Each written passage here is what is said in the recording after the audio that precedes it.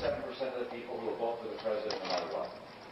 All right, there are 47% who are with him, who are dependent upon government, who believe that they're victims, who believe that government has a responsibility to care for them, who believe that they're entitled to health care, to food, to housing, to you name it. Well, the national liberal media and their masters in the Obama campaign are calling the governor's comments gaffes. Jonathan Chait of New York Magazine went so far as to say Governor Romney's remarks, quote, disqualify his claim to the presidency, end quote. Wow. Could the national media work any harder to be lapdogs to this administration? To fix a problem, folks, we first need to have the ability to deal with reality. And we really do have to get over being so offended, because if we're going to fix the mess we're in, we're going to have somebody with the guts to get it done. And the first way to do that is to talk straight. And I hate to be the one to break this to everybody, but in the national media, but Governor Romney's starting to be that guy. And now I'm going to make some gaffes here tonight at the chalkboard. And I may offend some people, and I just want to apologize to everybody. I love all the precious darlings I'm about to offend, but it's got to be done, because this is about setting the record straight and talking about reality. So we're going to call this tonight, this is the Gaffe board. All right? And I want all the mainstream media folks, the precious darlings, to kind of come together and kind of huddle over these gaffes. The Census Bureau, the Social Security Administration, the National Tax Union, they're behind a lot of these gaffes. I want to give everybody full credit. We're going to start with the Census Bureau. According to that agency, 49% of Americans in the second quarter of last year lived in a household where at least one member was receiving a government benefit. At least one member. That's up from, are you ready? 30%. 30% back in the 1980s. Is that not impressive? According to the Social Security Administration, the United States set yet another record for the number of American workers collecting federal disability payments in September. That was 8.79 workers. That's million, folks. Disability, okay? If you include the total number of Americans, that's dependents and spouses collecting disability with them, that's 11 million Americans on disability. And half of those, think about this, half of those joined the disability rolls over the course of the past 3.5 years under President Obama. I'm sorry, that's my gaffe, but there it is. It's the reality.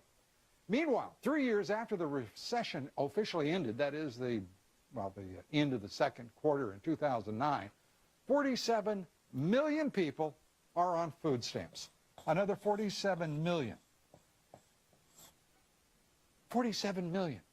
Another gap, but there it is.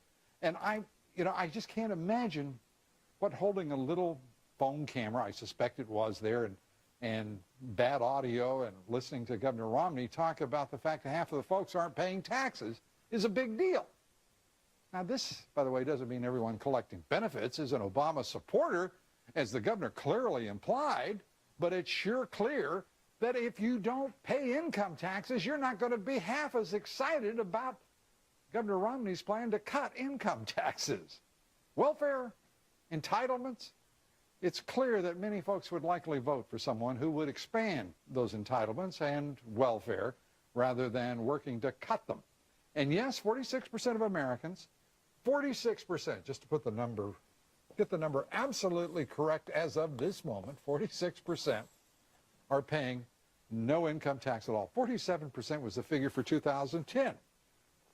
So yes, things are getting better. I mean, we've seen that drop from 47% not paying to 46%. But let's cut the nonsense. Wealthier people, you want to talk class warfare, Mr. President, the Democratic Party? I mean, really, you want to try the class warfare thing on? Because you're really playing and pandering and appealing to the ignorance and the stupidity of some people that you want to vote for you. Because you see, there's no secret about this. People who make more money pay bigger taxes, and when there are tax breaks, they get a bigger share of those tax breaks or reduced taxes. In fact, the top 1%, top 1% of this country, 1% of the population, those income earners, are paying 36.73%.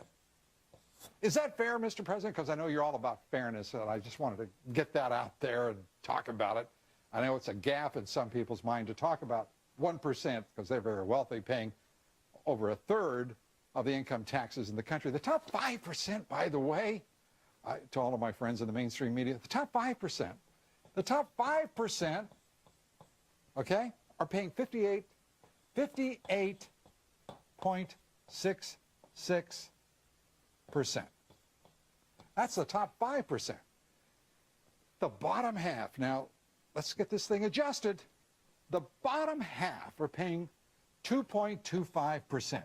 You get all the way down here, they're paying 2.25% of the taxes, the income taxes. And you're hearing a president squeal and squawk about redistribution and fairness, and he believes in fairness and redistribution. You can't redistribute any better than that unless you make it zero. Want to go for zero? Perhaps the national media should do a little research, just once in a while, before they start talking about the truth being a gaffe. And perhaps the media should check with the voters the next time they declare this presidential race to be over. 49 days left to Election Day. Guess what? The president's convention bounce today has evaporated. Yesterday he was being coronated. Earlier this month, President Obama had a 7-point lead over Romney. Today's Gallup poll shows Obama 47% and Mr. Romney 46%. Would you call that close, or should we wait for the mainstream media to deliver unto us an interpretation of these numbers about how President Obama is swamping this gaffe-prone governor? Maybe. They told you it was all over, but the media seems to be the one making the gaffe, certainly on this one.